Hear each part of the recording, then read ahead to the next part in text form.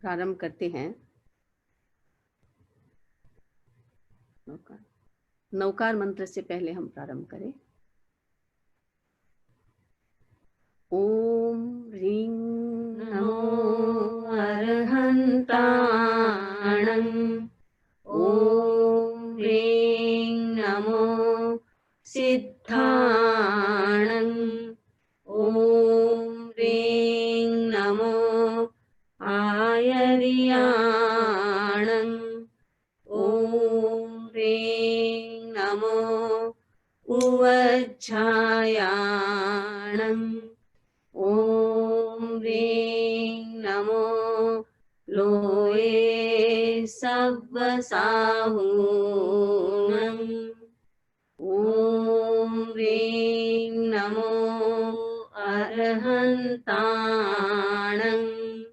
ओम ह्रीं नमो सिद्धाणं। ओम ह्रीं नमो आयर्याणं। ओम ह्रीं नमो उवज्झायाणं। ओम ह्रीं नमो लोये सव्वसाहूणं। ओम ह्रीं नमो अरहन्ताणं। ओम ह्रीं नमो सिद्धाणं। ओम ह्रीं नमो आयर्याणं। ओम ह्रीं नमो उवज्झायाणं। ओम ह्रीं नमो लोये सव्वसाहूणं। एषो पञ्चनमुपकारो सव्वपावपणासनो। मङ्गलाणं च सव्येसिं परमं हवै मङ्गलं। परमं हवै मङ्गलम्।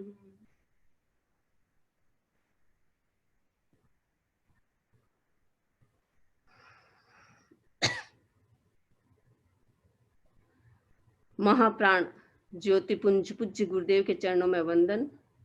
आदरणीय समणी जी, उपस्थित भाइयों और बहनों, सबसे पहले हम अरहतों की स्तुति करेंगे, उसके बाद आज की हमारी बात चलेगी। मैं तो आ गई तोरी शरण, जिनवर मेरा उद्धार हो। मैं तो आ गई तोरी शरण, जिनवर मेरा उद्धार हो। भव पारे पाना है मुझे, मोहे साधना आधार दो।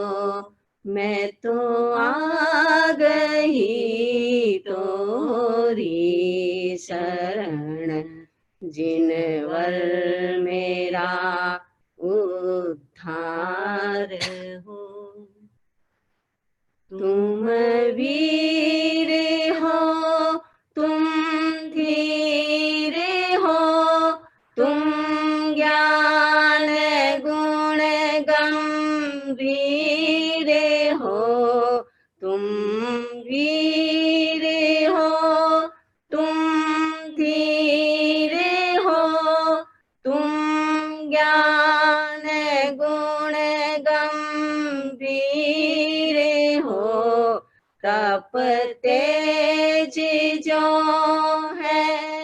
नभमणि जीवन की तुम जागीर हो, मेरे नाथ तुम तारण तरण, मोहे साधना आधार दो, मैं तो आ गई तोरी शरण, जिनवर मेरा उद्धार हो। तुम दिव्य हो, तुम देव हो, तुम सिद्ध, तुम ही साध्य हो। तुम दिव्य हो, तुम देव हो, तुम सिद्ध, तुम ही साध्य हो। तुम चेतना की चांदनी, घट घट के तुम आराध्य हो। है शुभ तेरा ये अवतरण, मोहे साधना आधार दो, मैं तो आ गई तोरी शरण, जिनवर मेरा उद्धार हो। तुम चक्षुओं की रोशनी, मेरे कंठ की आवाज हो। तुम चक्षुओं की रोशनी, मेरे कंठ की आवाज हो। मेरे श्रवण पट पर गूंजती सरगम के सुंदर साज हो। नत विनत हूँ तेरे चरण, मोहे साधना आधार दो, मैं तो आ गई तोरी शरण, जिनवर मेरा उद्धार हो।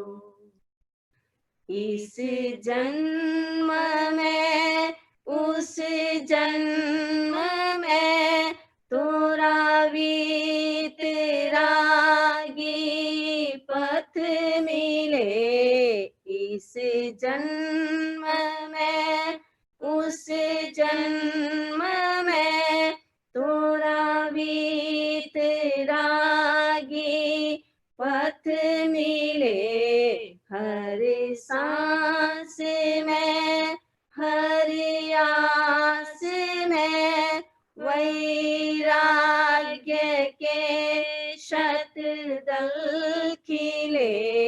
मिट जाए मेरा संसरण, मोहे साधना आधार दो, मैं तो आ गई तोरी शरण, जिनवर मेरा उद्धार हो।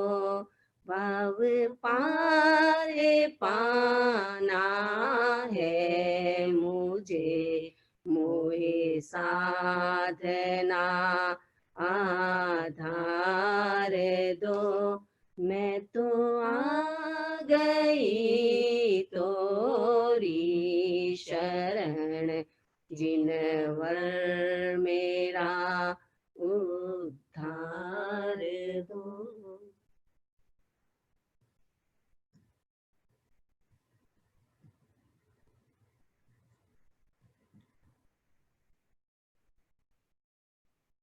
पर्यूषण का दूसरा दिन, और आज हम बात करेंगे द गेम ऑफ टू। ये पूरा संसार, ये पूरी दुनिया मात्र दो का खेल है। कोई अकेला नहीं है। हर व्यक्ति, हर प्राणी, हर जीव किसी के साथ रहता है, अकेला नहीं रहता। अकेला होता है तो व्यक्ति बोर हो जाता है। घर में अकेला होगा तो मन नहीं लगेगा, तो क्या करेगा? कुत्ते को रखेगा, डॉग को रखेगा, ताकि कंपनी मिलती रहे।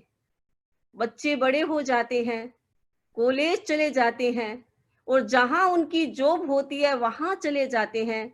घर में दो ही हस्बैंड वाइफ रहते हैं। हस्बैंड की जॉब में चले जाते हैं तो वाइफ का मन नहीं लगता अकेले का, तो घर में डॉग रखते हैं ताकि एक कंपनी मिलते रहे। व्यक्ति डरता है अकेले रहने से। अब अकेला है या डॉग रखेगा, नहीं तो क्या करेगा? टीवी को ऑन रखेगा। हम इंडिया में भी बहुत घरों में गोची जाते हैं तो टीवी चलती रहती है। घर किचन में काम और टीवी चलती है। हम पूछ लेते हैं, आप टीवी तो देखते ही नहीं है, इसको चालू क्यों कर रखा है? समणी जी, अकेली हूं। इसकी आवाज आती है तो ऐसा लगता है घर में कोई दूसरा है। हर व्यक्ति अकेले से भयभीत रहता है। क्यों? इसका कारण क्या है? दो के साथ रहना चाहता है। ये दो क्या है? दुनिया में दो प्रकार की चीज है।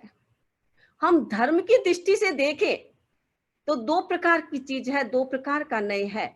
एक है व्यवहार नय, एक होता है निश्चय नय। व्यवहार नय के अनुसार हर व्यक्ति किसी के साथ होता है, और निश्चय नय के अनुसार हर व्यक्ति अकेला होता है। भगवान महावीर जब दीक्षित हुए थे, दीक्षा से पहले वो घर में थे, अनेक सदस्य थे, फिर भी महावीर भीतर से अकेले थे। व्यक्तिगत दृष्टि से वो अकेले थे, लेकिन उनके साथ बहुत कुछ था। दीक्षा ली, दीक्षा लेने के बाद किसी को शिष्य नहीं बनाया, साधना में लग गए। कुलपति के आश्रम में कुलपति ने कहा कि तुम्हें मेरे आश्रम की रक्षा करनी होगी। जो व्यक्ति अपने घर की नहीं रक्षा करता है वो अपनी रक्षा क्या करेगा? इसलिए ध्यान रखना, आश्रम के आसपास जो गायें हैं, वो आश्रम की झोपड़ी है, उस झोपड़ी को खा न जाए, उसकी सुरक्षा करनी है। महावीर ने सोचा कि मैं अपनी सुरक्षा करने के लिए निकला हूं तो बाहर के पदार्थ की सुरक्षा क्या करूंगा? आश्रम को छोड़ दिया, जंगल में चले गए। क्यों गए? क्योंकि बहुत भीड़ में थे। महावीर ने सोचा कि इतनी सारी भीड़ है, मुझे भीड़ से अकेला होना है, और अकेले होने के लिए मुझे कहीं अकेले में जाना होगा, इस भीड़ के साथ नहीं रहना। चले गए अकेले, जंगल में चले गए। 12 वर्षों तक साधना की, अकेले, किसी को शिष्य नहीं बनाया, कोई सेवा करने वाला नहीं था, कोई भिक्षा लाकर देने वाला नहीं था, कोई चद्दर लगाने वाला नहीं था, कोई बिस्तर लगाने वाला नहीं था, मात्र अकेले थे। क्यों? क्योंकि वो अकेला बनना चाहते थे।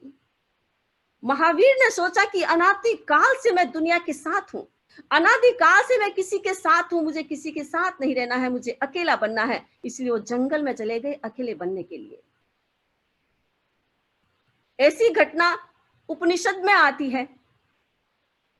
ये व्यवहार नहीं की बात, भगवान महावीर व्यवहार नहीं से निश्चय नहीं की ओर बढ़ जाते हैं। और दूसरी घटना उपनिषद की, निश्चय से व्यवहार में आना। कहा जाता है कि ब्रह्मा अकेला था, बोर हो गया अकेले अकेले, तो उसने सोचा, ब्रह्मा जी ने सोचा कि मुझे सृष्टि का निर्माण करना है, क्रिएशन करना है, और कहा जाता है कि सृष्टि का निर्माण कर दिया। अकेले में मन नहीं लगा, दुनिया के बीच आ गए। ये दो प्रकार का दृष्टिकोण, एक होता है अकेले बनने का दृष्टिकोण, एक होता है बहुत सारे व्यक्तियों के भीतर रहने, साथ रहने का दृष्टिकोण। हम दुनिया में रहते हैं, संसार में रहते हैं, संसार का कोई व्यक्ति अकेला नहीं है। चाहे वो घर में अकेला रहता है फिर भी अकेला नहीं है। क्यों? क्योंकि अकेले से वो बोर होता है। कौन करता है बोर? उसे कौन परेशान कर रहा है? भीतर में कोई दूसरा बैठा है, वो परेशान कर रहा है। अगर अकेला होता तो कभी बोर नहीं होता। अनादि काल से हम किसी के साथ रहते हैं, अकेले रहने की आदत नहीं है, इसलिए अकेले में मन नहीं लगता। पर जहां अकेलापन होता है वहां व्यक्ति आगे बढ़ता है। लेकिन व्यक्ति अकेला बनना चाहता है तो क्या करता है? अकेले बनने के लिए लोग साधना करते हैं, इसीलिए कि मुझे अकेला बनना है। चले जाते हैं जंगल में साधना करने के लिए, पहले वहां व्यवस्था करेगा, खाने पीने की व्यवस्था है या नहीं, रहने की व्यवस्था है या नहीं। भगवान महावीर ने तो बहुत अच्छा किया, साधु को अकेला रखा ही नहीं, साधु को समाज के बीच में लाकर रख दिया। साधु अकेला क्या करेगा? खाने के लिए कुछ नहीं है साधु के पास, गृहस्थ बनाएगा, कुक करेगा तो साधु खाएगा।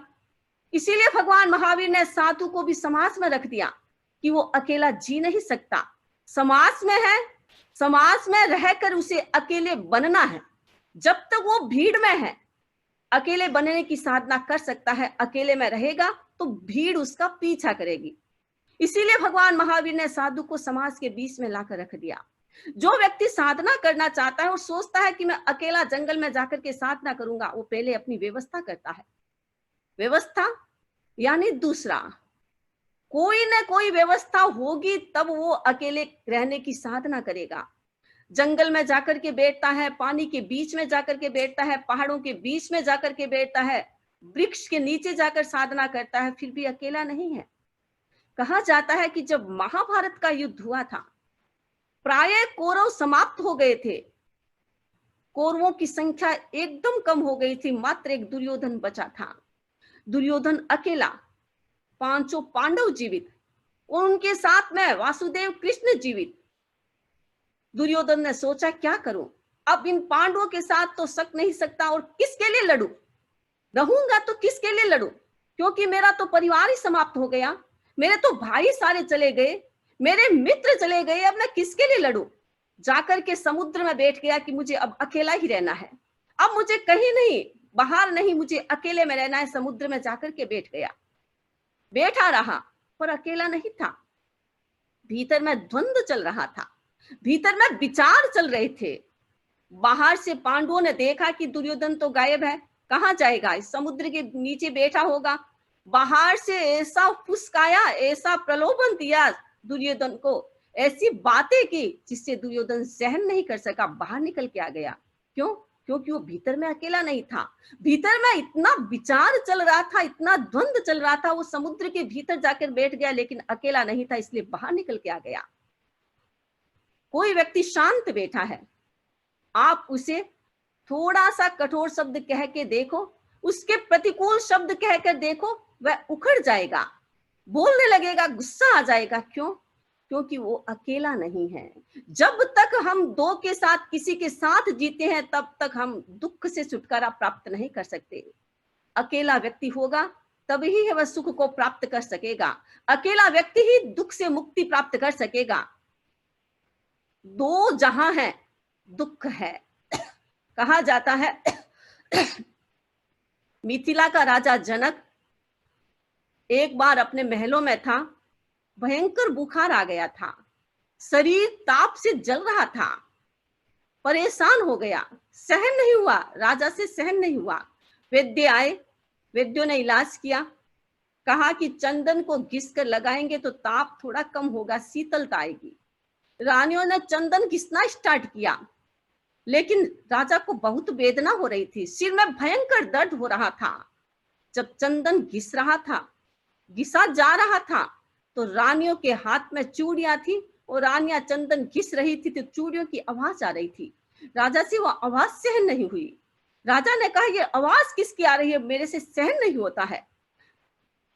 कर्मचारी रानियों के पास गए और कहा, महाराज को ये आवाज पसंद नहीं है, इसलिए आवाज को बंद करो। अगर आवाज को बंद कर दे तो चंदन घिसना बंद हो जाएगा। तो रानियों ने सोचा कि राजा को आवाज पसंद नहीं है और हमारी चूड़ियों की आवाज आ रही है। तो रानियों ने क्या किया, एक सुहाग की चूड़ी को हाथ में रखा, बाकी सारी चूड़ियों को उतार दिया, आवाज बंद हो गई। राजा ने सुना आवाज नहीं आ रही है, पूछा क्या हुआ, चंदन घिसना बंद हो गया। नहीं महाराज, चंदन तो घिसा जा रहा है। तो फिर ये आवाज बंद कैसे हुई? महाराज, रानियों के हाथ में 2 चूड़ियां थी, उन्होंने सारी चूड़ियां उतार करके एक एक चूड़ी रखी है, इसलिए आवाज बंद हो गई। राजा ने चिंतन किया, ये आवाज क्यों आती है? दो मिलते हैं तब आवाज आती है। दो बर्तन आपस में साथ में मिलते हैं तो आवाज आती है, अकेला बर्तन आवाज नहीं करता। आपने कभी महसूस किया होगा, दो व्यक्ति एक साथ रहते हैं, कुछ व्यक्ति होते हैं बड़े प्रेम से रहते हैं और कुछ व्यक्ति है उनमें तो खटपट चलती रहती है। क्यों? दो व्यक्ति एक साथ रहते हैं जिनका ओरा एक जैसे कलर का होता है, वो व्यक्ति एक साथ रहेंगे। जिनका ओरा डिफरेंट होता है, एक व्यक्ति का सपोज हरे कलर का ओरा है, एक व्यक्ति का ओरा लाल कलर का है, तो उनके आपस में पटेगी नहीं, हर दिन खटपट रहेगी, क्योंकि डिफरेंट चीज है। जब अकेला होता है, एक ही चीज साथ में होती है, तो दुख नहीं होता, तो आवाज नहीं होती। आपको पता है, सिद्ध लोग जितने भी सिद्ध हुए हैं आज तक अनंत सिद्ध हो गए, और कहाँ रहते हैं? वो सिद्धशिला में रहते हैं। हमारी सिद्धशिला 45 लाख योजन की है, बहुत बड़ी है, लेकिन अनंत अनंत सिद्ध हो गई हैं। वो पूरे 45 लाख में नहीं रहते हैं, एक योजन के 24वें पार्ट में हमारे सिद्ध रहते हैं, इतनी छोटी सी जगह में, और अनंत सिद्ध एक साथ रहते हैं। फिर भी कभी कभी टकराट नहीं होती है, कभी आवाज नहीं होती है, कभी झगड़ा नहीं होता है। क्यों नहीं होता है? आप जानते हैं इसका कारण क्या है? क्योंकि सिद्धों के भीतर में द्वंद्व नहीं है, मात्र एक है, एक आत्मा, आत्मा के ही गुण, दूसरी चीज उनके साथ नहीं है, इसलिए झगड़ा नहीं होता है, इसलिए लड़ाई नहीं होती है, इसलिए आवाज नहीं होती है, इसलिए कलह नहीं होता है। ये आवाज कलह क्यों होता है? जहां द्वंद्व होता है, जहां दो होता है, आवाज वहां होती है। तो दो क्या है इस दुनिया में? दो चीजें हैं।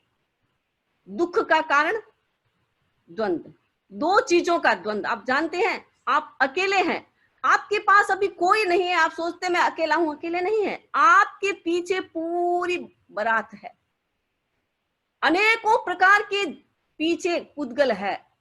एक व्यक्ति के साथ 8 कर्म, और 8 ही कर्म नहीं है, एक एक कर्म के साथ अनंत अनंत पुद्गल।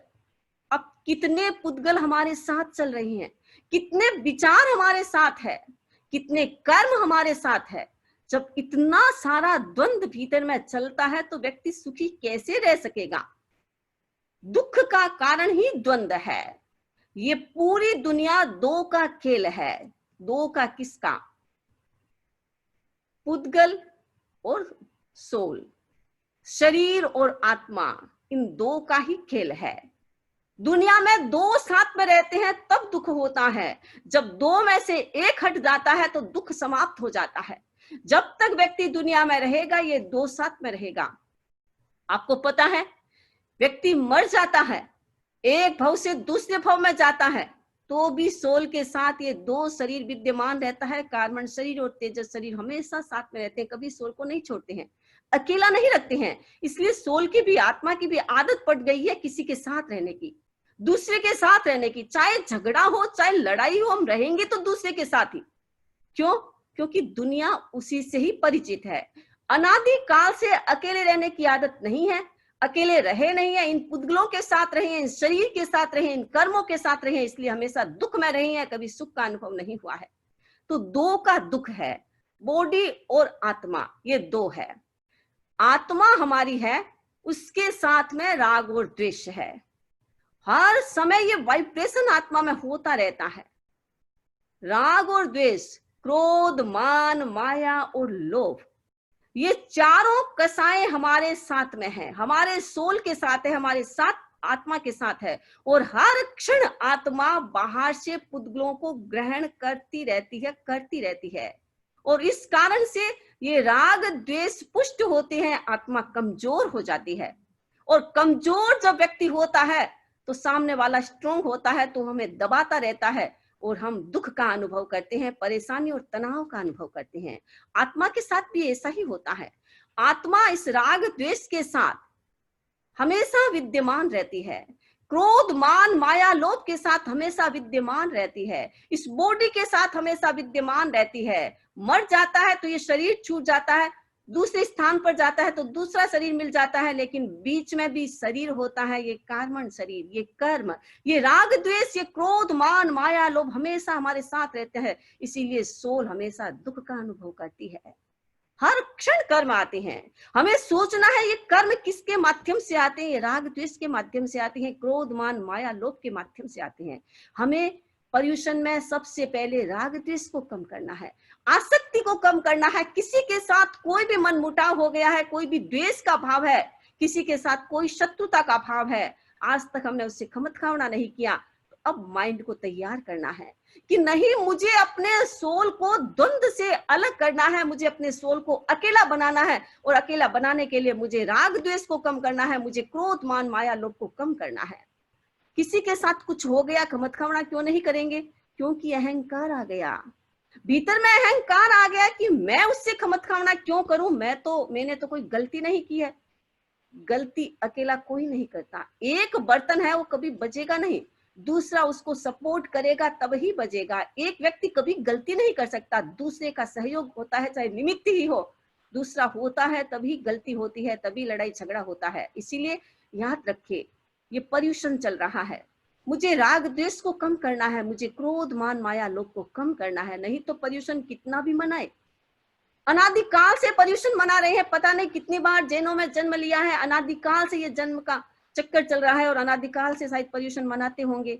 लेकिन पर्यूषण में अगर राग द्वेष को कम नहीं किया, क्रोध मान माया लोभ को कम नहीं किया, बाहर से जो कसाई आ रही है, बाहर से जो पुद्गल आ रहा है, हर क्षण आत्मा में आ रहा है, उनको कम नहीं किया, तो दुख बढ़ता रहेगा, सुख नहीं मिलेगा। इसीलिए द्वंद्व को कम करना है, और कम करने का हमें अभ्यास पर्यूषण में करना है। राग द्वेष को कम करे, क्रोध मान माया लोभ को कम करे। जब भी गुस्सा आए, जब भी विचार आए गुस्से का, तो आप उस समय सोचे कि नहीं नहीं, मुझे गुस्सा नहीं करना है, मेरे पर्यूषण चल रहा है, मुझे गुस्सा नहीं करना है। 8 दिन तक व्यक्ति अगर इस प्रकार अभ्यास करेगा, तो 9वें दिन तो ऑटोमेटिक उसके भीतर में ऐसे केमिकल्स पैदा हो जाएंगे, उसके शरीर को आदत पड़ जाएगी। आपको पता है, 2 चीजें होती है, एक होता है मन, एक होता है शरीर। शरीर हमेशा आदत से चलता है, शरीर को नई नई चीजें नहीं चाहिए, मन को हमेशा नया चाहिए। शरीर क्या है, एक तकिया लगाते हैं, उस तकिया में नींद आएगी, आप कहीं भी जाएंगे वो पिलो साथ में लेके जाएंगे, वो कंबल साथ में लेके जाएंगे, क्योंकि उसी से नींद आती है। इसका मतलब बॉडी को आदत हो जाती है। चाय पीने की आदत है बॉडी को, सुबह उठते ही चाय की आदत है, तो चाय चाहिए बॉडी को। बॉडी को नया नहीं चाहिए, सुबह सुबह मुझे नया मिल जाए, मुझे चाय ही चाहिए तो चाय ही चाहिए, ये शरीर की आदत है। तो हम अगर 8 दिन तक को क्रोध मान माया लोभ कम करने की कोशिश करेंगे, अभ्यास करेंगे और संकल्प करेंगे, मुझे आज गुस्सा करना ही नहीं है, मुझे आज अहंकार करना ही नहीं है, मुझे किसी के प्रति राग द्वेष नहीं लाना है, जब मैं खाने के लिए बैठूं तो मुझे आसक्ति नहीं लाना है, ऐसा संकल्प 8 दिन करेंगे, तो धीरे धीरे हमारे शरीर की वो आदत बन जाएगी और धीरे धीरे हम द्वंद्व से अद्वंद की ओर प्रस्थान करेंगे। तो सोल क्या करता है, बाहर से हर क्षण कर्मों को अट्रैक्ट करता है। हमारे हर क्षण, अभी आप शांति से बैठे हैं, सामायिक में बैठे हैं, फिर भी आपके कर्मों का बंधन हो रहा है। हम बोलते हैं, स्वाध्याय की बात करते हैं, श्रुति ज्ञान करते हैं, सम्यक दर्शन की बात करते हैं, फिर भी कर्मों का बंधन होता है। क्यों? क्योंकि भीतर में कर्मण शरीर बैठा है, ये वाइब्रेशन भीतर में चलते रहते हैं, और इस कारण से हमारे भीतर में कर्म आते रहते हैं। ये कर्म आते हैं और इस कारण से निरंतर कर्मों का आगमन होता है और सोल द्वंद्व से युक्त होती चली जाती है। अब दूसरा हमारा बिंदु है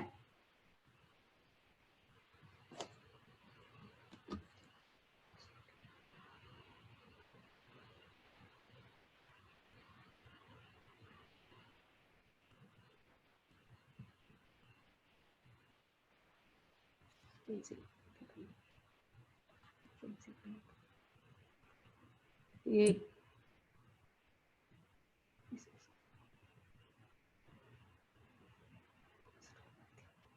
अब दूसरा हमारा है शरीर। आत्मा और शरीर, इन दोनों का द्वंद्व है। आत्मा चलती है, आत्मा के साथ शरीर भी चलता है। शरीर का निरंतर चलना, बॉडी के साथ, आत्मा के साथ ये शरीर निरंतर रहता है, और इस कारण से शरीर के जो हमारे गुण हैं, शरीर के भीतर में जो क्वालिटी है, वो है हमारे माइंड, बॉडी और स्पीच। ये तीनों शरीर के साथ रहते हैं।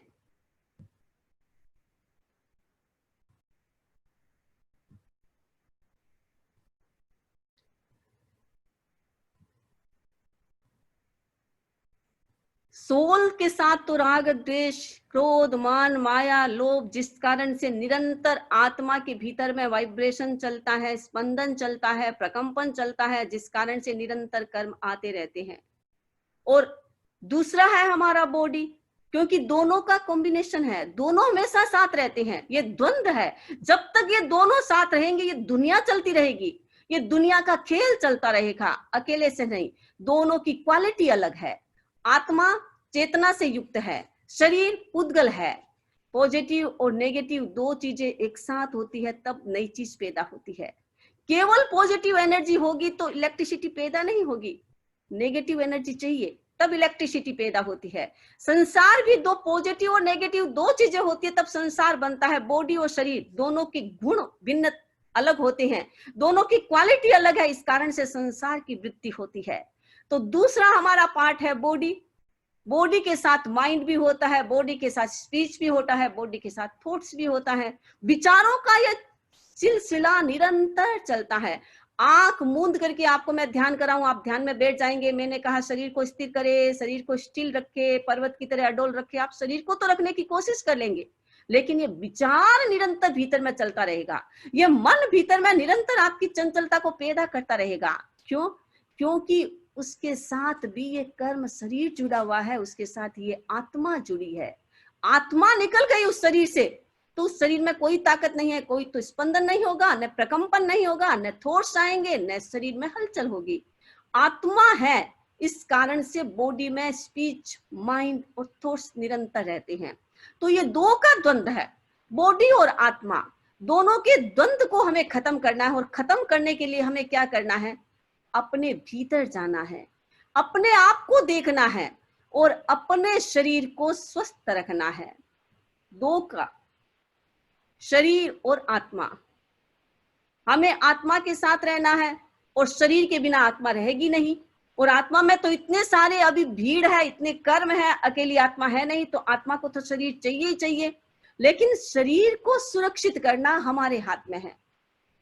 हम मालिक है, शरीर हमारा मालिक नहीं है, लेकिन शरीर मालिक बन गया है और हमको नौकर बना दिया है। इस कारण से द्वंद्व है, इस कारण से संघर्ष है।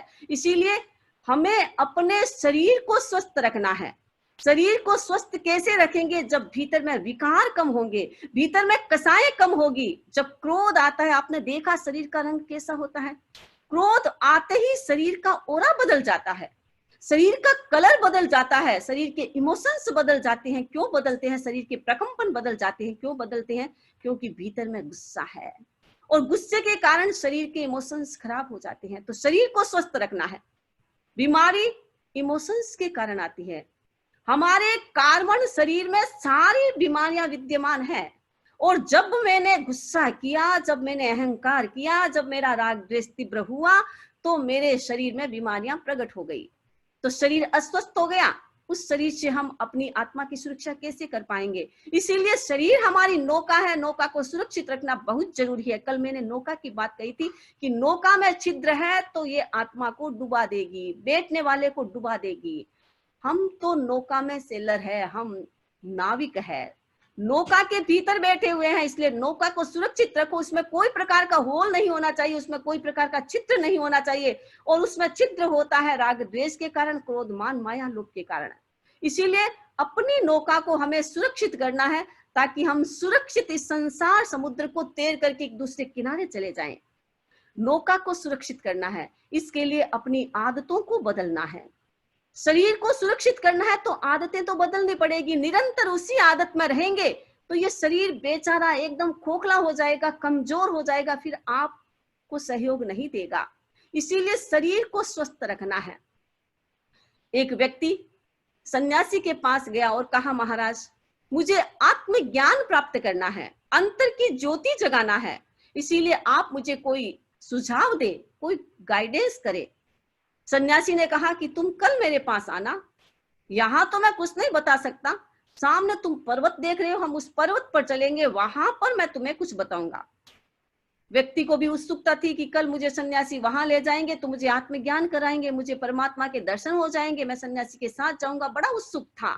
रात भर नींद नहीं आई, जल्दी मुझे उठ के जाना है, कहीं नींद आ जाएगी तो सोते नहीं रह जाऊंगा, मुझे सन्यासी के साथ जाना है।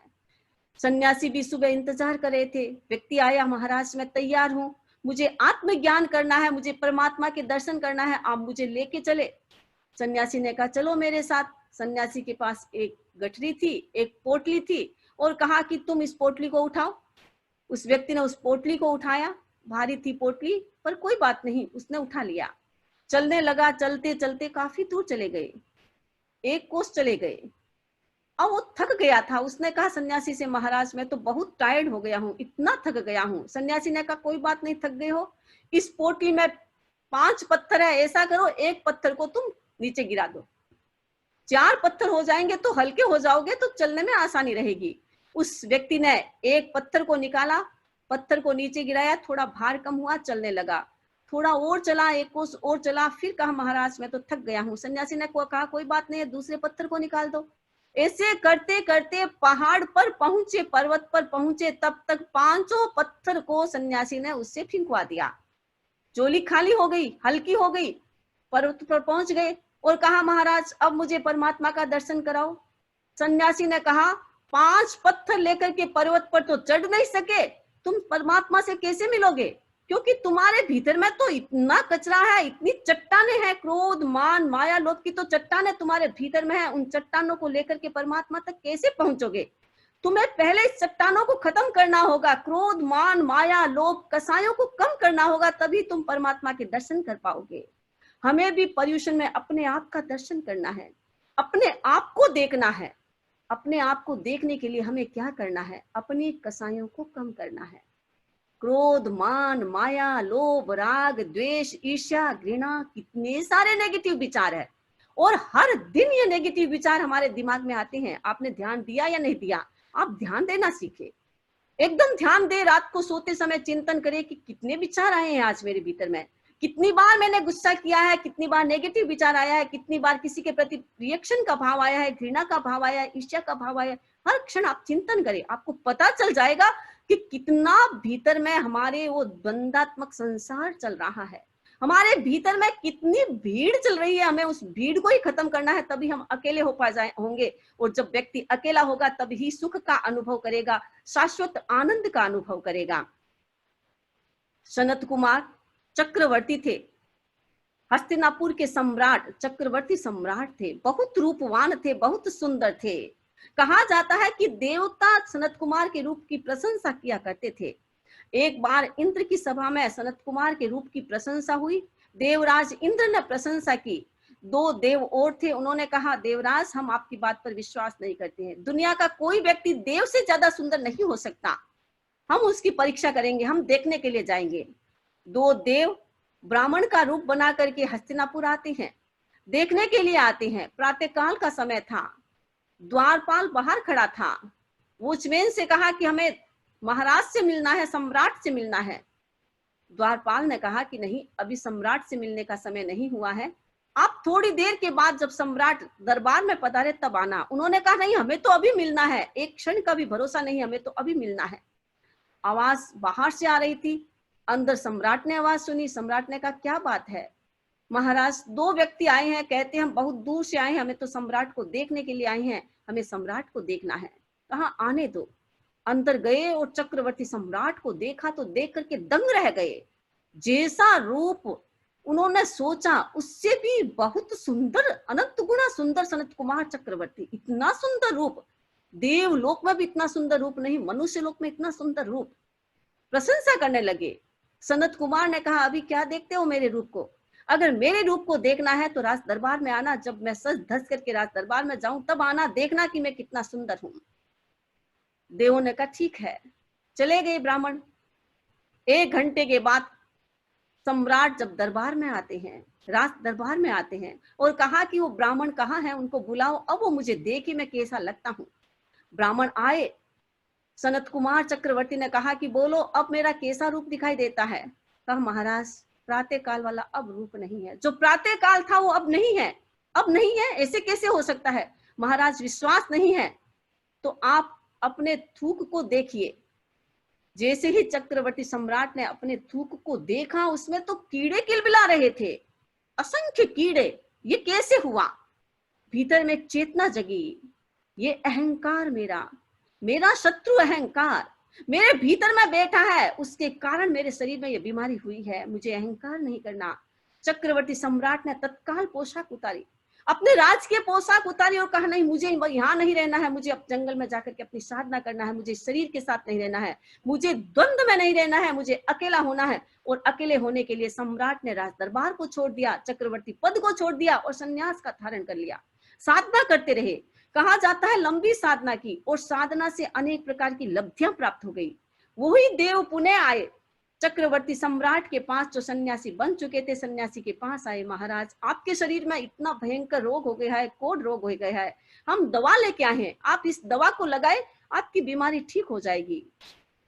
चक्रवर्ती ने अपनी आंखें खोली, ध्यान के मुद्रा से आंखें खोली और हंसते हुए कहा कि मुझे दवा की आवश्यकता नहीं है महाराज, इतना शरीर में रोग है, दवा लगा लीजिए आप स्वस्थ हो जाएंगे। नहीं, दवा तो मेरे पास है, आपके पास है। हाँ मेरे पास है। अपने थूक को लगाया, जिस स्थान पर चक्रवर्ती ने अपना थूक लगाया वो शरीर, वो जगह तो वो स्किन कंचन की तरह एकदम स्वस्थ हो गई।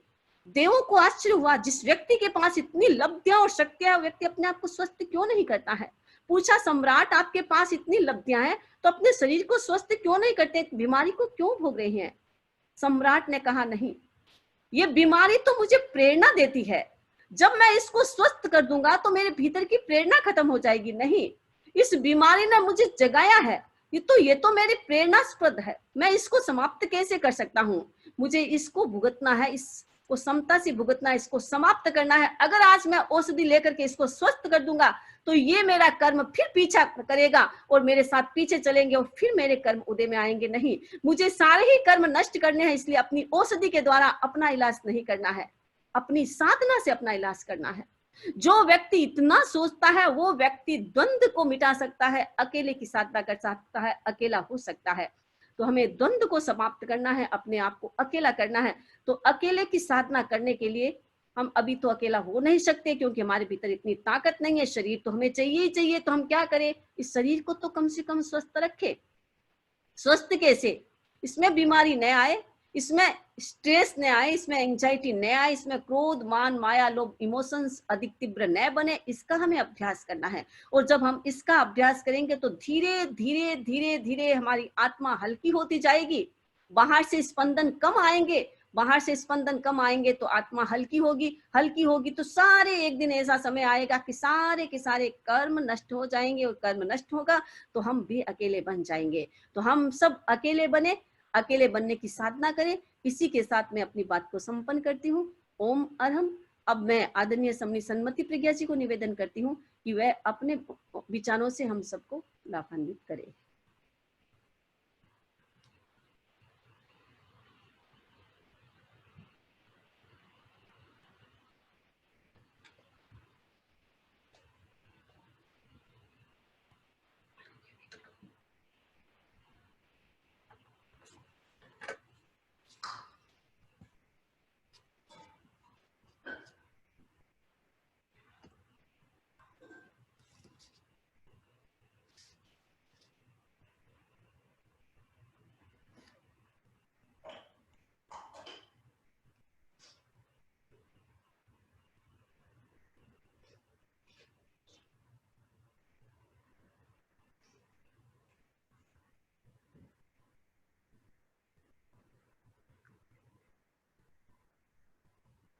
आराध्य को वंदना। महाप्राण पूज्य गुरुदेव,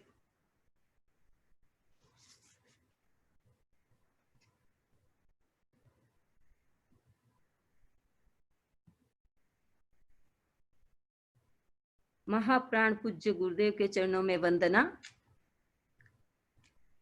आदरणीय समनी जी, उपस्थित भाइयों और बहनों,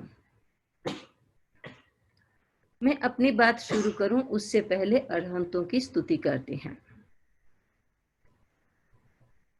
भजो रे मन अरिहंत अरिहंत नाम, भजो रे मन अरिहंत अरिहंत नाम। चार घन घाती कर्म खपाकर, चार घन घाती कर्म खपाकर, आत्म गुणों की ज्योति जलाकर, धन्य बने धर ध्यान, भजो रे मन अरिहंत अरिहंत नाम, भजो रे मन अरिहंत अरिहंत नाम। चार तीरथ का मार्ग बताकर, चार तीरथ का मार्ग बताकर, तीर्थंकर पद पूर्ण बनाकर,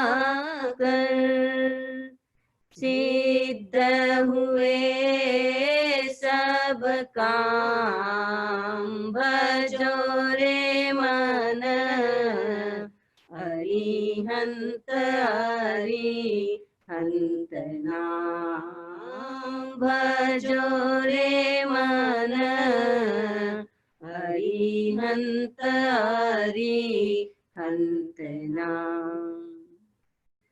चार दिशाओं में भटक भटक कर, चार दिशाओं में भटक भटक कर, रिश्तों में नातों में अटक अटक कर, आ पाए हैं तेरे धाम, भजो रे मन अरिहंत अरिहंत नाम, भजो रे मन अरिहंत अरिहंत नाम। चार गतियों की चलती ये चाकी, चार गतियों की चलती ये चाकी, परम गति पाए परम पिता की, बोधि मिले वरदान, भजो रे मन अरिहंत अरिहंत नाम, भजो रे मन अरिहंत अरिहंत नाम, भजो रे मन अरिहंत अरिहंत नाम।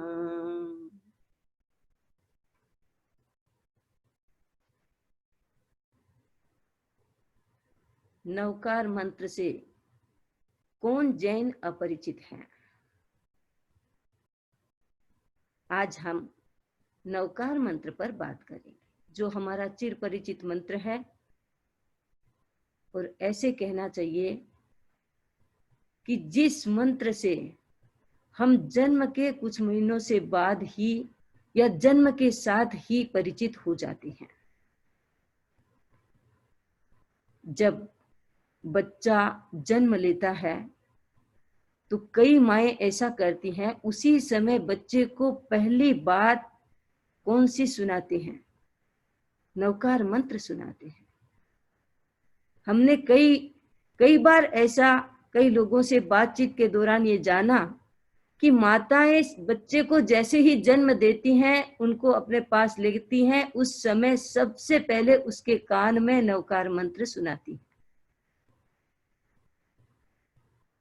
दूसरी बात कि जैसे ही बच्चा थोड़ा बड़ा होता है, थोड़ा बोलना शुरू करता है, जबान खोलता है, थोड़ी सी बोलने के लिए भाषा का उपयोग करना चाहता है, उस समय माँ सबसे पहले उसको नवकार मंत्र सुनाती है, सिखाती है। बोलो नमो अरहंताणम। बच्चा नहीं बोल पाता है, उस समय नहीं बोल पाता है, लेकिन केवल नमो तो बोल ही लेता है।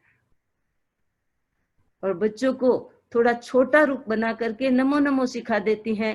कई लोग उसको जय जय करके सिखा देते हैं, लेकिन ये पहला पाठ होता है नवकार मंत्र का, जो हमारी रग रग में हमारे ओज आहार के रूप में काम करता है। तो ऐसा चिर परिचित नवकार मंत्र आज हम बात करेंगे कि ये नवकार मंत्र जिसको महामंत्र कहा जाता है, ये महामंत्र कैसे है तो आखिर नवकार मंत्र ही, इसको महामंत्र क्यों कहा जाता है, ये महामंत्र कैसे है, इसको हम थोड़ी सी जानने की कोशिश करेंगे, थोड़ी इस पर बात करेंगे। आपने बहुत सारे मंत्रों को देखा होगा, जाना होगा, पढ़ा होगा, मंत्र की पुस्तकें भी पढ़ी होगी। आपने देखा होगा कि दुनिया के प्राय सभी मंत्र, मेनली जो मंत्र हैं वो भारतीय विद्या में, भारतीय तंत्र मंत्र विद्या में प्रचलित हैं। तो जितने भी मंत्र आज तक हमने देखे हैं, ओम से शुरू होते हैं। जो कॉमन मंत्र हैं, ओम नमः शिवाय, ओम भूर्भुवः स्वः तत्सवितुर्वरेण्यं भर्गो देवस्य धीमहि धियो यो नः प्रचोदयात्, ओम से शुरू होते हैं। ऐसे ही कई जैन मंत्र हैं जो ओम से शुरू होते हैं। ओम ऋषभाय नमः, भगवान पार्श्वनाथ के, पद्मावती देवी के, चक्रेश्वरी देवी के, जितने भी मंत्र हम देखते हैं वो मंत्र ओम से शुरू होते हैं। लेकिन ये नवकार मंत्र है, ओम से शुरू नहीं हुआ है। मंत्र है लेकिन ओम से शुरू नहीं हुआ है, ये नमो से शुरू हुआ है। नमो, नमन से नवकार मंत्र की शुरुआत होती है, इसलिए ये महामंत्र है। क्योंकि नमन एक बहुत महत्वपूर्ण चीज है जीवन के लिए, ये संजीवनी बूटी है जीवन के लिए। और जैन धर्म में नमन का बड़ा महत्व है। सबसे पहले नमन सीखो। यदि तुमने नमन सीख लिया तो जैन धर्म का पहला पाठ आ गया, केवल नमन मात्र से। क्योंकि नवकार मंत्र में पहली बात कही है नमो। नमन बड़ा रहस्यात्मक है। नमन का जो हमें भाव आता है वह बड़ा ही रहस्य वाला है, उस पर भी हम बात करेंगे। तो ये नमो से शुरू होता है, ओम से शुरू नहीं होता। कहा जाता है कि ओम इस ब्रह्मांड का पहला नाद है, लेकिन नवकार मंत्र उस नमो, उस ओम के नाद को भी अपने भीतर नहीं लेता है, पहले नमो सिखाता है। आपने उत्तराध्ययन सूत्र को पढ़ा होगा। कहते हैं उत्तराध्ययन सूत्र है वह भगवान महावीर की अंतिम देशना का सार है। भगवान महावीर के तो सारे ही आगम है, वो सारे ही हैं उनकी देशना के। तो जो उत्तराध्ययन सूत्र है उसका पहला अध्ययन, पहला पाठ विनय से शुरू होता है। नमन का एक अर्थ विनय होता है। उसमें कहा गया है पहले कि शिष्य जो विनीत होता है, जो नमन में रहता है, वह शिष्य बुद्ध पुत्र हो जाता है। बुद्ध पुत्र का अर्थ क्या? वो आचार्य का प्रिय हो जाता है, गुरु का प्रिय हो जाता है। इसलिए नमन का जैन धर्म में बहुत ही ऊंचा स्थान है, बहुत ही महत्वपूर्ण स्थान है। जब दीक्षा लेते हैं तो आचार्य शिष्य को दीक्षित करते हैं तो उसकी चोटी अपने ले लेते हैं, अपने हाथ में ले लेते हैं, अपने पास में ले लेते हैं। मतलब कि अब तुम नमन में आ गए हो, तुम्हारी चोटी गुरु के हाथ में है। तो ये नमन जो चीज है बड़ा रहस्यात्मक एक भाव है, इससे बहुत सारी घटनाएं होती है। इसलिए हम देखते हैं कि बच्चों को बचपन से ही नमन करना सिखाते हैं, विनीतपना सिखाते हैं। हम रिजुता के भाव में रहें, हम नमते रहें, ये भाव संस्कारों में दिए जाते हैं। एक पिता अपने पुत्र को नमन सिखाना चाहता था। पुत्र बड़ा अकड़ू था। अब पिताजी उसको संस्कार देते हैं, लेकिन संस्कार लेना तो सामने वाले का काम होता है। पिता ने देखा कि मेरे बेटे पर इसका कोई नहीं असर हुआ, मैं जितना बताता हूं वो उतना ही अकड़ में रहता है, मेरी बात का कोई उस पर असर नहीं हो रहा है, मुझे क्या करना चाहिए? वो उसको मंदिर ले जाता, लेकिन मंदिर मस्जिद इस सब चीजों में उसका कोई इंटरेस्ट नहीं था। तब पिता ने सोचा कि इसको साधु साधियों के पास ले जाना चाहिए, क्योंकि यदि इंसान जीते जागते इंसानों के पास जाएगा तो शायद उनसे बातचीत करके उनसे प्रभावित होगा और वो नमन करना सीख जाएगा। क्योंकि साधु संतों के पास जाने से पहले जब हम उनके पास जाते हैं तो उनको वंदन करते हैं, तो ये भी जाएगा, वंदन करेगा, उनसे बातचीत करेगा, अपने प्रश्न पूछेगा और इसके मन में शायद कुछ नमन के भाव पैदा हो जाए। लेके जाता बेचारा, लेकिन बेटा तो अकड़ के ठूंठ की तरह ही खड़ा रहता, न हाथ जोड़ता न सिर झुकाता। क्या करे? पिता वहां से भी निराश हो गया। अब सोचा कि अब मैं क्या करूं, अब मुझे क्या करना चाहिए, अपने बेटे को कहां सिखाऊं? तो उसने कहा कोई बात नहीं, घर में जो अपने बड़े बूढ़े आते हैं उनसे ही इसको प्रैक्टिस करवा दूंगा, उनके सामने इसको झुका झुका करके इसको आदत डलवाऊंगा। उसने कहा बेटे, घर में दादाजी बुजुर्ग जितने भी लोग हैं उनको प्रणाम करना चाहिए, उसके बड़े फायदे हैं। जब हम बड़ों को प्रणाम करते हैं तो उनका आशीर्वाद मिलता है। कोई यदि बड़ों के पांव छूने के लिए झुकता है तो बड़ों का हाथ हमारे सिर पर आ जाता है। कहा जाता है कि हमारे शरीर की जो एनर्जी है वो हमारे हाथ से, हमारे पांव की अंगुलियों से और हमारी आंखों से निकलती है, निश्चित होती है, झरती है।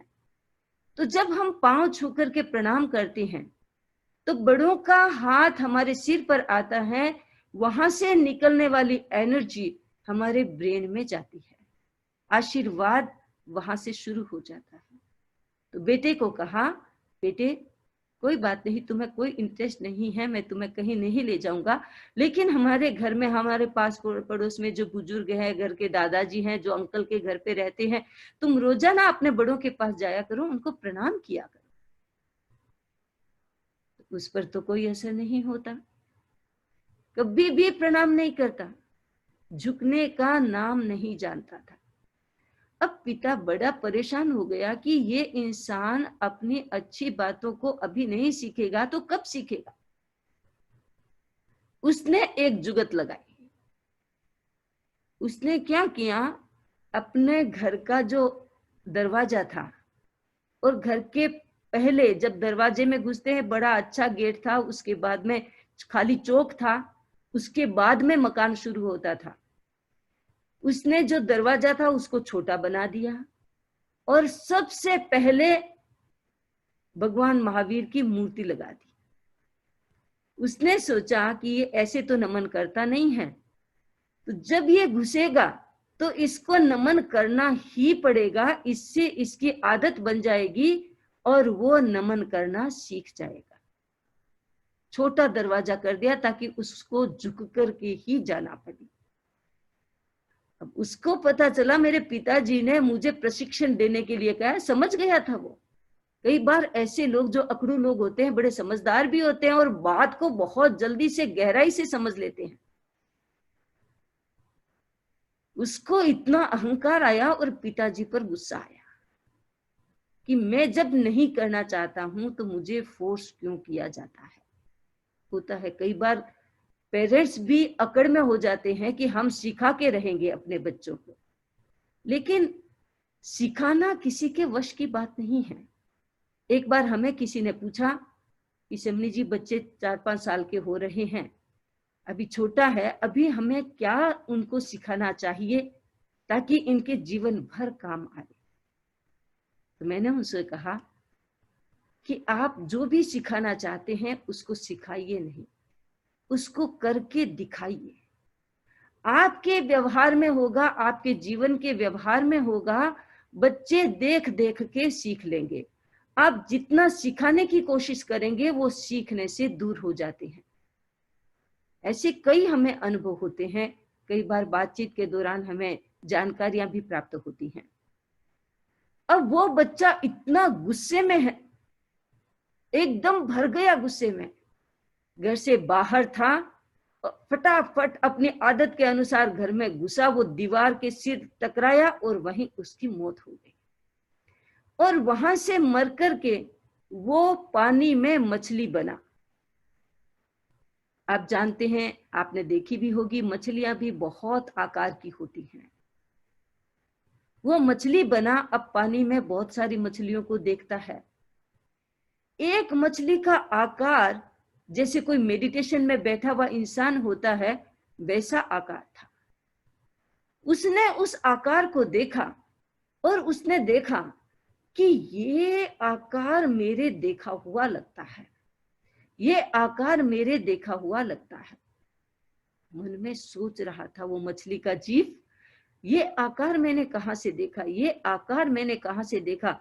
और जो व्यक्ति एक चीज पर फोकस्ड हो जाता है, एक चीज पर एकाग्र हो जाता है और बार बार चिंतन करता है, बार बार उसकी गहराई में जाने की कोशिश करता है, तो उसे जाति स्मरण ज्ञान हो जाता है। ऐसी अनेक घटनाएं अपने जैन धर्म में आती हैं कि जाति स्मरण ज्ञान हुआ, पिछले भवों को देखा, जाति स्मरण ज्ञान हुआ, पिछले भवों को देखा। अनेक उदाहरण आते हैं। तो उसको भी ये जाति स्मरण ज्ञान हुआ और उसने देखा कि ये आकार मैंने कहाँ देखा। अब उसका पूर्व भाव उसको ध्यान में आ गया। उसने देखा कि मैं इंसान था और इंसान के जन्म में मेरे पिताजी ने मुझे नमन करना सिखाया, और ये वो मूर्ति है जो मंदिर में हुआ करती थी, ये वो मूर्ति है जो पिताजी मेरे लिए घर में लेके आए थे, और ये मूर्ति वहां है। मैंने झुकना नहीं सीखा और उस झुकने नहीं सीखने के कारण मेरी वहां मौत हुई। सारा का सारा दृश्य एक चलचित्र की भांति उसके दिमाग में आ गया, फिल्म की भांति उसके दिमाग में, उसके चित्त में उतरने लगा। अब उसको अफसोस हुआ, यदि मैं झुक जाता तो मेरे पिताजी को इतना कुछ उपाय नहीं करना पड़ता, यदि मैं झुका रहता तो मेरे पिताजी को ये सब नहीं करना पड़ता, और मेरा जन्म जो मनुष्य जन्म था आज मैं मछली में हो गया। अब वो क्या करता है, अब चेतना जागृत हुई। कई बार मनुष्य जन्म में इंसान की चेतना जागृत नहीं होती है, लेकिन जीवन बिगाड़ लेते हैं, उसके बाद चेतना जागृत होती है। जीवन बिगड़ जाता है, मनुष्य जीवन बिगड़ ही जाता है, उसके बाद में चेतना जागृत होती है। हमारे जैन धर्म में केवल श्रावकों के लिए नहीं, केवल जो फॉलोवर थे, अनुयायी थे, उनके लिए ही नहीं, आचार्यों का जीवन भी कई बार ऐसा हो जाता है। आपने कभी पढ़ा होगा, जैन धर्म में एक आचार्य हुए थे, मंगू आचार्य। तो वो मंगू आचार्य एक बार मिथिला में प्रवास कर रहे थे, और वो इतना सुंदर व्याख्यान देते थे, इतना सुंदर व्याख्यान देते थे कि लोग उनके प्रभाव में आ गए और यहां तक कि वहां के सेठ, साहूकार, राजा सभी उनके प्रभाव में आ गए। अब कुछ दिनों का प्रवास हुआ, उसके बाद वो विहार करना चाह रहे थे। विहार करने के लिए तैयार हुए, घोषणा की तो लोगों ने बहुत अनुनय विनय किया, गुरुदेव अभी तो आए हैं, आचार्य जी अभी तो आए हैं, कुछ दिन और विराजिए, कुछ दिन और विराजिए। लोगों की मनुहार थी, मनुहार के कच्चे थे आचार्य जी। क्योंकि कच्चे हो भी गए थे उसका कारण था, क्योंकि वे अच्छा प्रवचन करते थे तो लोग उनसे बहुत प्रभावित हुए और राजा भी उनसे प्रभावित हुए। लोग उनको अच्छी अच्छी गोचरियां बहराने लगे, दूध, दही, घी, माल, मलिदा, 32 प्रकार का भोजन उनको बहराते। दो चीजें मिल गई, एक प्रशंसा और एक अच्छा भोजन। इन दोनों चीजों में आसक्त होकर के आचार्य जी वहीं रुक गए। कई बार आचार्य यदि ऐसा कमजोर मन कर लेते हैं तो शिष्य भी सोचते हैं कि हम गुरुदेव को निवेदन करें। तो उनके साथ में जो बुजुर्ग शिष्य थे उन्होंने निवेदन किया, गुरुदेव अब हमें विहार कर देना चाहिए। लेकिन गुरु ने कहा नहीं नहीं, कोई बात नहीं, हम इस बार का चौमासा भी यही करेंगे। मैं पूरी घटना को अपनी भाषा में बता रही हूं। तो गुरु वहां रह गए। अब शिष्यों ने रहना क्या पक्का मन बना लिया और उन्होंने घोषणा कर दी। तो शिष्यों ने सोचा कि हमें ऐसा नहीं करना है, तो शिष्य उन गुरु को छोड़ करके वहां से रवाना हो गए, दूसरी जगह विहार कर गए। आचार्य जी वही हैं और उस प्रशंसा में, उस सरस भोजन में ऐसे गृद्ध हुए, बूढ़े थे, उम्र आने के बाद वो वहां से दिवंगत होकर के यक्ष योनि में पैदा हो गए। अब यक्ष योनि में पैदा हुए, उन्होंने अवधि ज्ञान से देखा, क्योंकि यक्ष को जन्म से ही अवधि ज्ञान होता है। जो देवता होते हैं वो जन्म से ही अवधि ज्ञान लेकर के होते हैं। मिथ्यात्व होते हैं तो उस अवधि ज्ञान को विभंग ज्ञान कहते हैं, और सम्यक्त्व होते हैं तो उसको अवधि ज्ञान कहते हैं। उन्होंने अवधि ज्ञान से देखा कि मैं तो साधु था, और साधु का जीवन यदि अच्छा होता है, अच्छा साधुपन पालते हैं, तो वो तो ऊपर के देवलोक में जाते हैं, वैमानिक देवलोक में जाते हैं। लेकिन मेरा ऐसा कैसा जीवन रहा कि मैं यहाँ यक्ष योनि में पैदा हो गया। अवधि ज्ञान से देखा, कारण समझ में आ गए।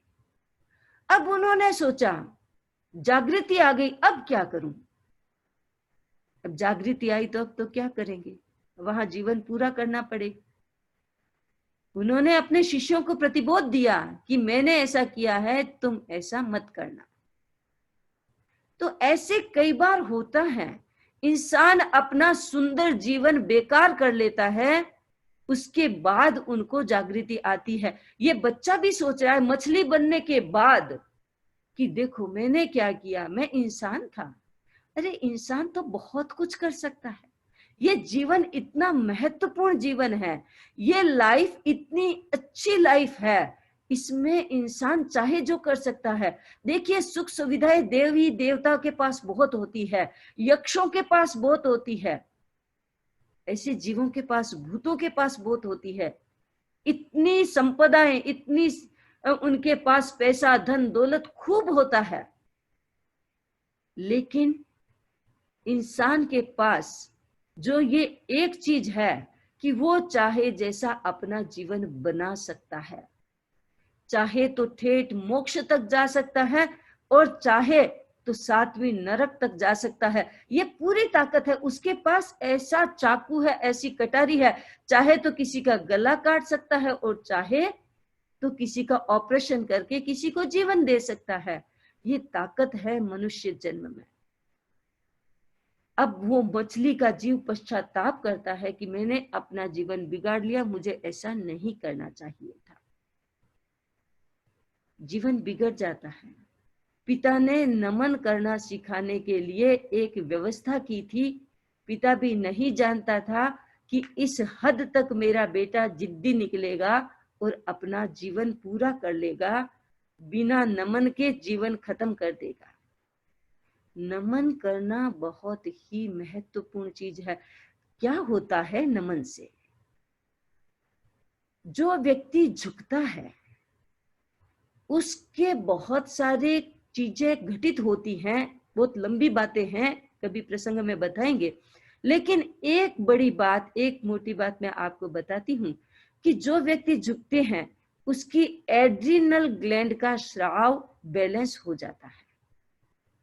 जो व्यक्ति क्रोधी होता है, जो व्यक्ति मानी होता है, मायावी होता है, लोभ होता है, छलना, प्रपंच, कपट, ये दुर्गुण से भरा हुआ होता है, वह व्यक्ति यदि निरंतर नमता है, झुकता है, तो वह व्यक्ति अपनी प्रॉब्लम्स को ठीक कर लेता, आध्यात्मिक दोषों को ठीक कर लेता है, क्योंकि वो आध्यात्मिक दोष वहां पैदा होते हैं, एड्रिनल ग्लैंड में पैदा होते हैं, वहां जो सिक्रेशन इम्बैलेंस हो जाता है उससे ये सारी चीजें पैदा होती हैं।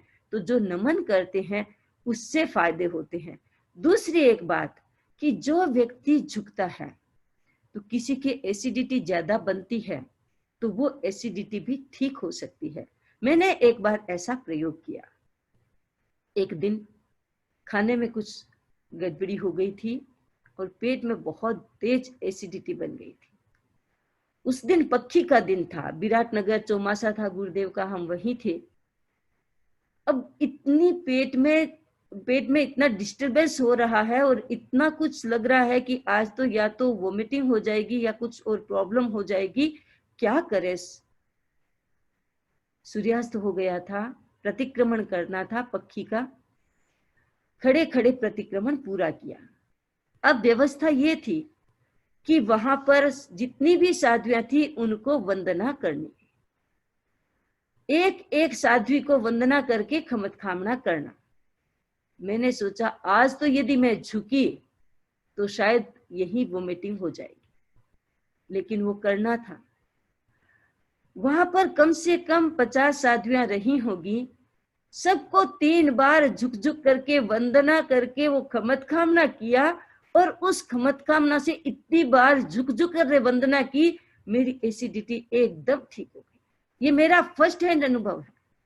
तो ये नमन का जो एक भाव है, नमन की जो एक क्रिया है, वो बहुत ही महत्वपूर्ण है।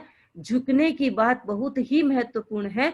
तो ये जो महामंत्र है वो नमो से शुरू होता है, इसलिए इसकी शक्ति डिफरेंट है, इसकी शक्ति भिन्न है, इसकी ऊर्जा भिन्न है, इसका प्रभाव भिन्न है। तो हम इसको महामंत्र क्यों समझे? क्योंकि ये किसी पर्टिकुलर वे से या किसी परंपरा को फॉलो करके या किसी एक विधि से शुरू नहीं हुआ है। इसकी ओरिजिनल विधि है नमो से पहले, नमन से पहले शुरू हुआ है।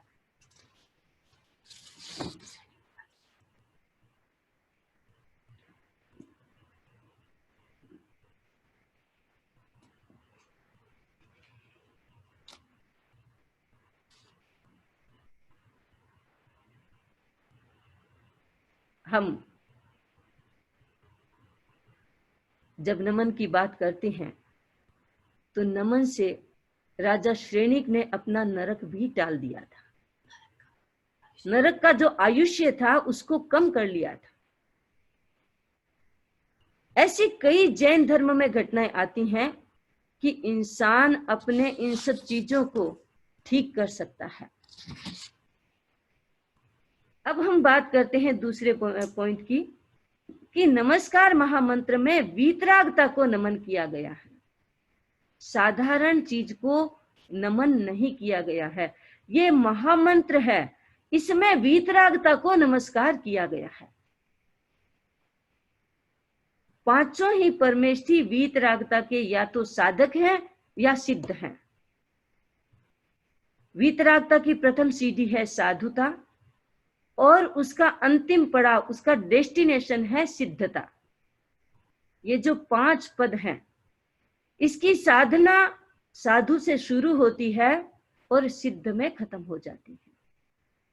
सिद्धत्व की पहली पीढ़ी, पहली सीढ़ी साधुता है।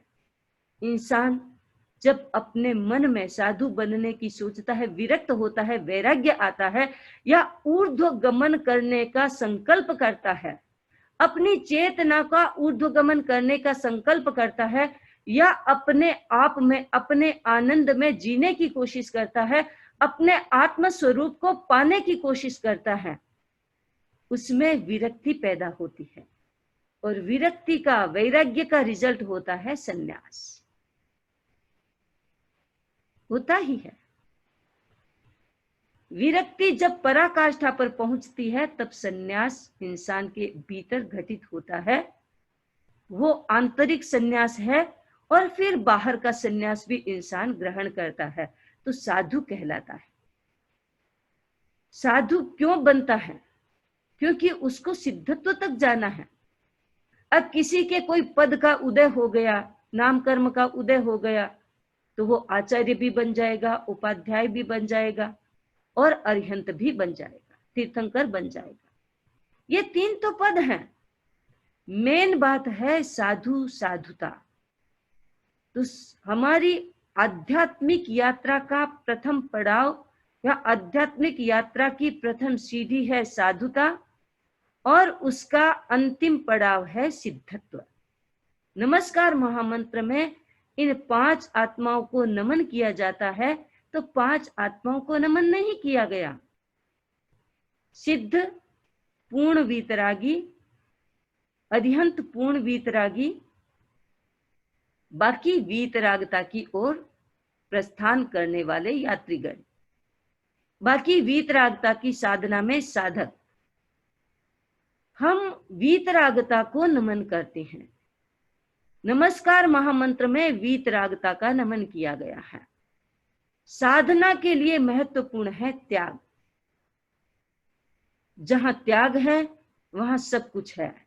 ये संपदाएं, ये विभूतियां सब त्याग की पुजारी हैं, त्याग के पीछे पीछे चलती हैं, त्याग के पीछे पीछे दौड़ती हैं, क्योंकि उनको त्याग, जो इंसान जिस चीज को छोड़ता है वो चीजें उनको पकड़ना चाहती हैं। छोड़ने की कोशिश करेंगे वो उनको पकड़ने की कोशिश करेंगे। जो इंसान छोड़ता है उसके पीछे वो भागती चली आती है। जिस इंसान ने घर का सुख सुविधाएं छोड़ी, पहले घटना है कि दीक्षा लेते ही लोग उनको झुक लेते हैं। एक बच्चा दीक्षा लेता है तो माँ बाप भी झुक जाते हैं, और दीक्षा देते ही गुरु जब उनका नामकरण संस्कार कर देते हैं और दीक्षा का चिन्ह उनको प्रदान कर देते हैं, ओघा रजोहरण प्रदान कर देते हैं, बाद में गुरु कहते हैं लोगों से कि अब ये साधु बन गया है, आप इनको मत्थेण वंदामी करके वंदना करें। पूरी दुनिया झुक गई। क्यों? गृहस्थी का त्याग कर दिया, सुख सुविधाओं का त्याग कर दिया, घर परिवार का त्याग कर दिया। तो जो त्याग का रिजल्ट होता है, जो चीज छोड़ते हैं वो चीजें उसके पीछे पीछे दौड़ी आती हैं। एक भिखारी था, अकाल पड़ गया, उसको कोई भी भीख नहीं देता। 3 दिन बीत गए, किसी ने भी उसको कोई एक अनाज का दाना भी नहीं दिया। बेचारा भूख से तिलमिला रहा था। मन में सोचा कि ऐसे कैसे जीऊंगा। जिजीविषा तो सब में होती है, चाहे जीवन में कितना भी कष्ट हो। जिजीविषा ऐसी चीज होती है जो इंसान के जीवन को पकड़ करके रखती है। जो लोग कई बार कह देते हैं, बड़े जीवन से बड़े परेशान होते हैं, कह देते हैं अरे मौत हमें नहीं आती, अरे मौत हमें नहीं आती, भगवान हमारी भी सुन लो, कभी हमारी भी सुन लो, हमें देखो दुनिया का ये जा रहा है वो जा रहा है लेकिन हमें मौत नहीं आती है। एक ऐसी बुढ़िया थी, वो ऐसे ही बोलती रहती थी। एक दिन उसके झोपड़े में सांप आ गया। सांप आते ही वो बाहर भागी और पड़ोसियों को चिल्ला चिल्ला के बुलाने लगी, मेरे झोपड़े में सांप आ गया है, इसको बाहर निकालो। किसी बच्चे ने मजाक कर लिया, दादी तू तो हमेशा कहती थी कि भगवान मुझे उठा ले, भगवान मुझे उठा ले, भगवान मुझे उठा ले। आज जब उठाने आया है तो बाहर क्यों भाग के आई है? भगवान तो किसी रूप में उठाने के लिए आ सकता है ना, तो फिर तुम बाहर क्यों भाग करके आई हो, चिल्ला रही हो? इंसान जिस परिस्थिति में होता है वो जीना चाहता है, मरना कोई नहीं चाहता। भिखारी भी जीना चाहता था। अब उसने सोचा कि मैं क्या करूं। एक दिन एक घर में शादी का माहौल देखा, वहां से गुजर रहा था। उसने सोचा कि इस घर में शादी है, इस घर में भिक्षा मिल सकती है। बाहर खड़ा होकर के भिक्षा के लिए पुकार रहा था। तो एक भाई ने कहा, अभी अभी शादी का मुहूर्त चल रहा है, तू कल आना। उसने सोचा कल आ जाऊंगा। अब 3 दिन ऐसे ही बिता दिए तो कोई बात नहीं, रात रात और बीत जाएगी। दूसरे दिन सवेरे सवेरे वह उसके द्वार पर पहुंच गया। अब भिक्षा के लिए गुहार कर रहा है, कोई नहीं सुनता है। लोग आ रहे हैं, जा रहे हैं, आ रहे हैं, जा रहे हैं, लेकिन उसकी पुकार को कोई नहीं सुन रहा। सुबह गया हुआ 12-1 बज गए, किसी ने उसकी बात नहीं सुनी, सबने अनसुनी कर दी। इतने में एक जैन मुनि भिक्षा के लिए वहां आए। उसने देखा कि जैन मुनि आ रहे, उनके साथ तो 5-7 तो लोग हैं, और घर के लोगों को पता चला कि जैन मुनि भिक्षा के लिए आए हैं, तो 5-7, 10-20 जो लोग थे वो भी बाहर आ गए। ये क्या बात हुई? मेरे पास भी एक कटोरा है, इनके पास भी कुछ पात्र हैं, इनको तो इतना मान मनोहार करके ले जा रहे हैं, और मैं कब से पुकार रहा हूं और मुझे सुनते नहीं, आखिर रहस्य क्या है? वो धीरे से भीड़ के साथ अंदर चला गया। अब उसने देखा साधु जा रहे हैं, भीड़ इकट्ठी है, और जहां माल ताल पड़े हैं, जहां खाद्य वस्तुएं इतनी पड़ी है, साधु को वहां ले गए, अंदर ले गए और भावना भा रहे हैं। महाराज ये बादाम की बर्फी लीजिए, महाराज ये दाल का सीरा लीजिए, महाराज ये रसगुल्ले लीजिए, महाराज ये कचौड़ी, ये समोसे, महाराज ये फरसान लीजिए। वो कह रहे नहीं भाई नहीं चाहिए, नहीं भाई नहीं चाहिए, नहीं भाई नहीं चाहिए, मना कर रहे हैं। आखिर अंत में एक छोटा सा पीस कोई लिया होगा, लो ये इतना सा बेरा दो, महाराज 2 कतली तो लीजिए, 2 बर्फी तो लीजिए, नहीं नहीं भाई नहीं चाहिए, आधा चाहिए, आधा बेरा। ये जैन साधुओं की कल्चर है, ये जैन साधुओं के संस्कार है। आप देना चाहो उतना वो नहीं लेंगे। अब उसने देखा कि रहस्य ये है कि तुम्हें कोई दे तो मना करो, तुम्हें कुछ भी दे तो मना करो, तब मिलेगा। रहस्य पकड़ लिया। दूसरे दिन कहीं से कपड़ा लाया, मेला कुचला, साधु का वेश बनाया, आया, फिर साधु का वेश बना करके भिक्षा के लिए निकला। अब जिस भी गली से निकलता है, महाराज पधारिए, महाराज पधारिए, भावना बाता हूं, महाराज पधारिए, महाराज पधारिए, भावना बा रहे थे लोग। अब वो घर में जाता, लोग जो किचन में जो भी वस्तुएं बनती, भावना भाते उनको बड़ी मनुहार से। अब वो कहता है नहीं चाहिए, नहीं चाहिए, नहीं चाहिए, और थोड़ा भोजन लेकर के आ जाता। ऐसा करते करते महीना 2 महीना बीत गया। अब वो भिखारी था, लालची था, लेकिन धीरे धीरे उसके भीतर में साधुता आने लगी, त्याग भाव जागने लगा, और वास्तव में रियल में वो साधु बन गया। जो व्यक्ति छोड़ता है, चीजें उसके साथ आती हैं। जो व्यक्ति पकड़ करके रहता है, उसके साथ वस्तुएं नहीं आती। तो त्याग वीतरागता को नमन करते हैं। और वीतरागता को क्या, जिन्होंने बाहर का छोड़ दिया और भीतर का भी छोड़ दिया। कई बार बाहर का छोड़ते हैं, साधु बनते हैं तो बाहर का छोड़ते हैं, और धीरे धीरे अभ्यास करते हैं कि अंदर का परिग्रह, अंदर का अटैचमेंट, आसक्ति जो भी है वो छूट जाए। जब भीतर का खाली हो जाता है, तब इंसान के पास वो सब कुछ आता है जो उसको चाहिए होता है। लेकिन जब चाह खत्म होती है तब आता है। जब तक चाह बनी रहती है तब तक नहीं आता। चाह खत्म हुई तो आना शुरू हो जाता है। एक संस्कृत श्लोक में बहुत सुंदर कहा है, त्यज्यते रज्यमानेन राज्येनान्येन वा जनः भज्यते त्यज्यमानेन तत्त्यागोस्तु विवेकिनाम।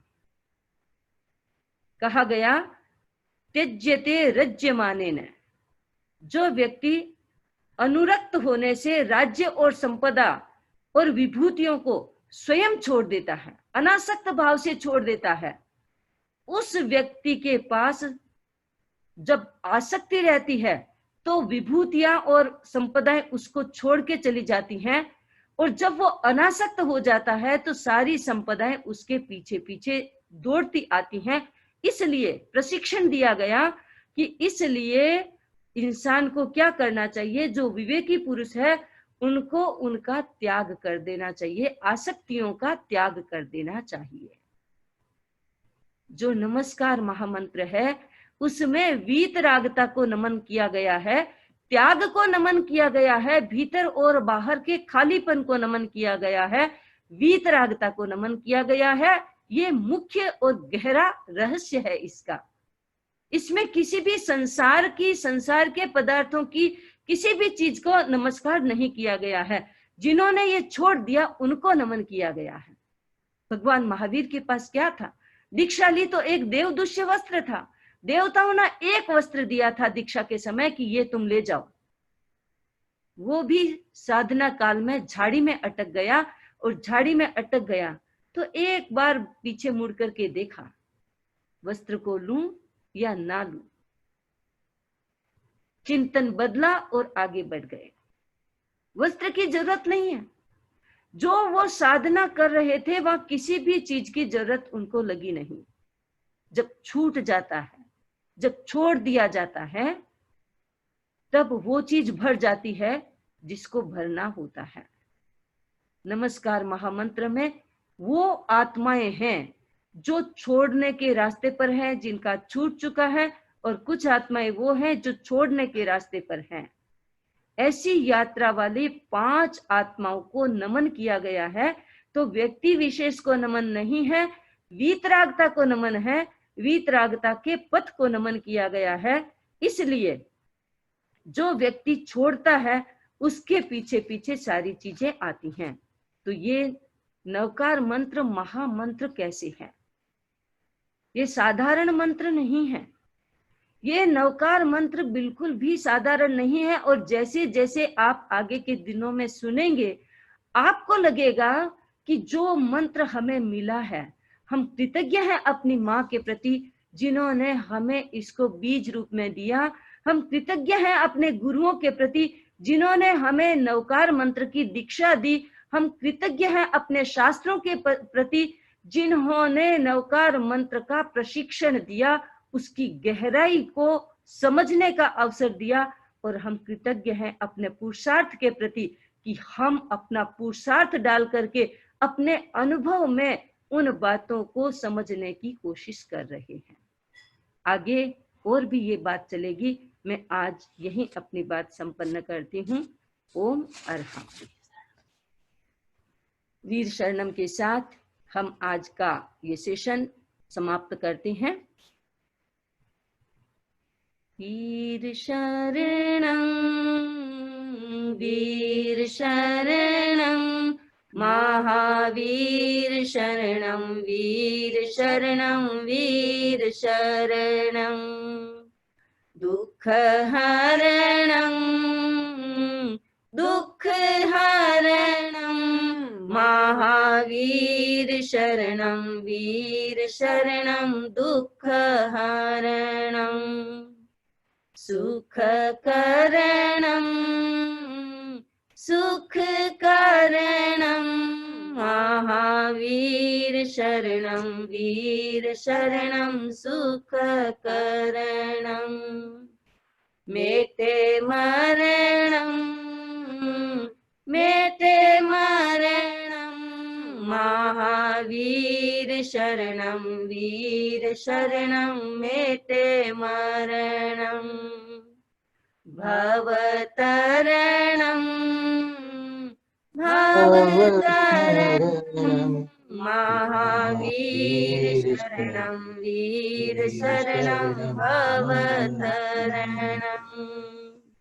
देव शरणं देव शरणं गुरुदेव शरणं धर्म शरणं आत्म शरणं गुरुदेव शरणं धर्म शरणं आत्म शरणं। मंगल पाठ। मंगल पाठ से पूर्व जिन्होंने भी तपस्या की है, आज के दिन कोई तपस्या की है, उपवास, एकासन, तो आप पचकान कर लें, मन में सोच लें, देव गुरु धर्म की साक्षी से धारणा प्रमाण कल सूर्योदय तक 3 आहार का, यदि एकासन करना बाकी हो तो उसका आगार रख करके 3 आहार का त्याग है। अभी पर्यूषण चल रहे हैं, जितनी तपस्याएं, जितना स्वाध्याय, जितना ध्यान, जितना संवर, जितनी सामायिक, जितना हो सके उतना करना चाहिए। और रात को ब्रह्मचर्य का पालन करना चाहिए और रात को संवर भी किया जा सकता है।